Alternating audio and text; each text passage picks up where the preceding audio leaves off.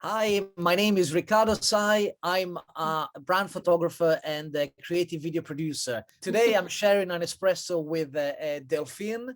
And so, Delphine, who are you, what you do, and what is your mission? Hi, Riccardo. Thank you so much for having me and for the coffee. I'm actually having a latte, but yeah, enjoying that. So I'm a personal business coach, as you said, and I mainly work with entrepreneurs and business owners. So my background is corporate marketing and branding. And I'm also a qualified executive coach. And I combine my marketing expertise with my coaching skills to support entrepreneurs in their growth journey. Fantastic. Well, great. Mm. So we've met recently, and one of the things that we're both passionate about is brands, personal branding, and coaching as well. So so we discussed about the theme that we wanted to explore today, and we agree that why don't we talk about personal brands and how to build a personal brand. So I mean, first of all, I wanted to ask you. A bit more about the theme. So, who needs to build a personal brand? So I think personal brand is something which I started to explore more the last few months, because I discovered that a lot of the work I do with my clients evolve around building their personal brand. And anyone, absolutely anyone, can have a personal brand, but even people who work in companies. But for the people I work with, so entrepreneur and a lot of solopreneur, people like you and me who work for themselves, building their own brand allow them to just to have clarity on exactly who they are and find ways to create a difference on their marketplace and a preference. I think what we find is that there's a lot of us. So for example, you as a brand photographer, you're not the only one. There's going to be a few other doing similar things than you. I'm not the only business coach out there. So being clear on your brand helps you to just to cut out and to create a preference and to stand out. But also being clear on your brand allows you to do it in a way which is very natural to you and which is authentic. Fantastic. Yeah, you already answered to my question, which is why do we need a personal brand, and also Mm. when do we need a personal brand? So are you saying that pretty much anyone needs a personal brand? So I mean, that I never thought about that. So can you maybe elaborate a bit more about that, because I find that very fascinating. Yeah, sure. I mean, I would say everyone has one, but it's not everyone who's consciously building it and using it. I think what you hear a lot in our entrepreneur world is, don't try to be someone else, try to be, just be yourself and you're going to attract the right people. And I do agree with that, but that is not building your brand. I think um, once you understand, so it's really understanding what those theme and areas which are really important to you. So when I work with my client and we work on their brand, for example, we always go back to who they are and what is their purpose, why they do what they do. But there's also a lot of work around their values, what is really important to them. And then it's trying to extract the values which help them to actually be different from the other people. Some values which are quite distinctive. And as you and I know, and I think many people know, we buy from people, and we also buy from organizations sometimes who share similar values. So being clear on those allow you to talk about yourself, but it gives you a lot of stories to tell about yourself, and it show what's important to you, and then it will help you to attract the right people. Who share similar values, because I think at the end of the day we want to work with people we really enjoy working with. But there's something else as well, which is working on your personality. So for when you work for a big brand, it's a bit of a jargon. You talk about brand personality as if it was a person. When it's yourself, you can draw into your own personality. Right. You don't need to bring everything in your brand, but you choose the elements of your personality which are strong and again will create your brand to be distinctive and really attractive. So yeah, I mean, there's a few examples around that, but it's understanding all those aspects of you. So I think my big message is that your personal brand comes from within. It's a combination of elements coming from you, and you choose what you want to put in your brand. You don't have to put everything, but you choose the elements which will create a strong brand. And then you use it to just as a compass, basically, to do anything in your business.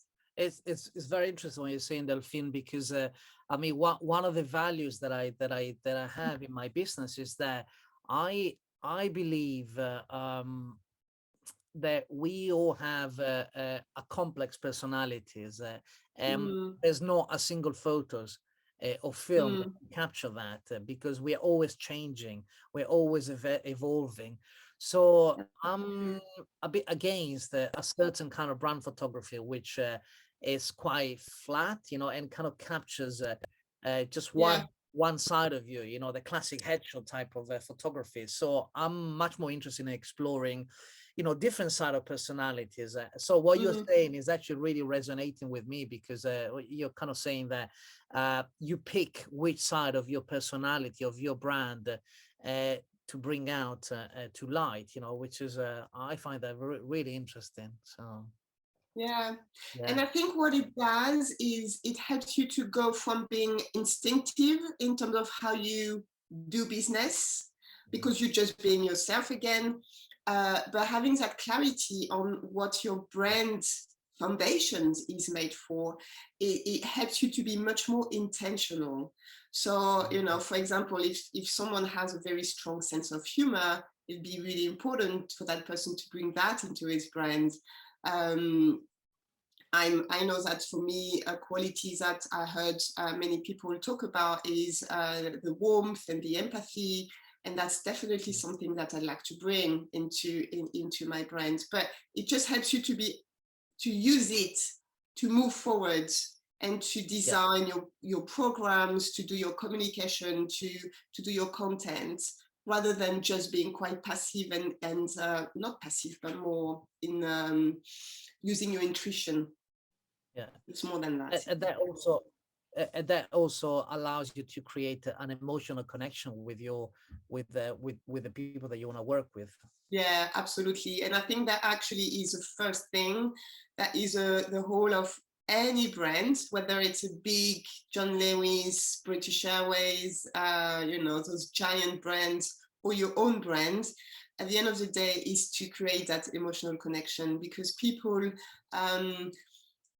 neuroscience showed that all decisions are made emotionally, and then we back up those, even if it's a Hoover, even if it's something we think is just rational, we buy emotionally, and then you back up your decision with logic. The aim of having a brand is to create, when I talk about creating a preference, is actually to create an emotional connection. And it's important when you're a solopreneur or a business founders, because people want your help.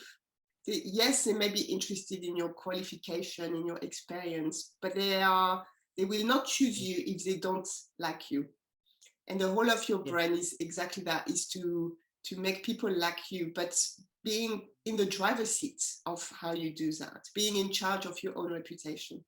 Delphine, so how do we build a personal brand?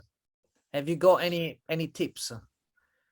Yeah, I think, as I mentioned, so when I work with my clients, the few elements we look at is their purpose and their mission. I also spend time defining what it stands for. And I think that's where my coaching skills are quite handy, because it's one of those big questions. Everybody says you need to know what you stand for. It's really important, but it's quite difficult actually to get this clarity. And also, as you said, things change. So anyway, so looking at this, we're looking at values, as I said, we're looking at personality traits. We're also looking at passion. It's not for everyone, but if someone had a very strong passion, it is actually, there may be ways to bring it into the brand, and again, making their brand quite unique. So it's looking at all those aspects, as well as, so the jargon in marketing, and you would know that, I'm sure, is tone of voice. It's basically how you speak, how you come across. Do you want to be warm and casual? Do you want to be cheeky and swearing a little bit, or do you want to be really formal? It's looking at all those aspects, and then you build the foundation of your brand, and then you can use that in many ways. And so how to build a personal brand? I mean, can someone build their own brand by themselves, or do they need to work with people like you? Is it important to have a team around you? So how do you, I mean, I'm just thinking, like a solopreneur that is just rebranding themselves, or they're launching a new business. I mean, it could be quite overwhelming to start a new brand. So how do they start? It's a very good question. I think, like many things, a lot of people try to do it by themselves. If they want to, if they think they need a brand, if they want to stand out, a lot of people may try to do it by themselves. But I think we know the limitation there is to try and do everything in our business by ourselves. I mean, I can help a lot of people doing their brands, but I'm still getting help for mine because it's very hard to do it for yourself. So yes, you can to some extent do some of it. As I said, look at there's a few elements to look at, and then work with those elements to, if you want to then have a visual identity, a logo, brand photography, then you can use your insights, what you found on a really good brief. But I would recommend, if you wanna do it properly, and if you really want to stand out in your marketplace, I would recommend you work with an expert. Like everything, it's like asking someone to do their own photo. They will do iPhone photos for a while until they think, I really need to get this done properly, and I need Riccardo in my pocket to help me with that.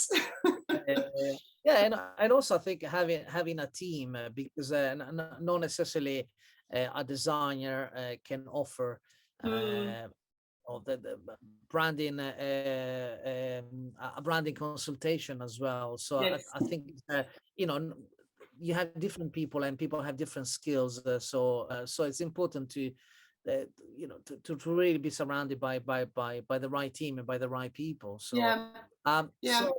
so that leads me to the closure of this espresso. I hope you had a good espresso. Yeah, very nice. Thank you.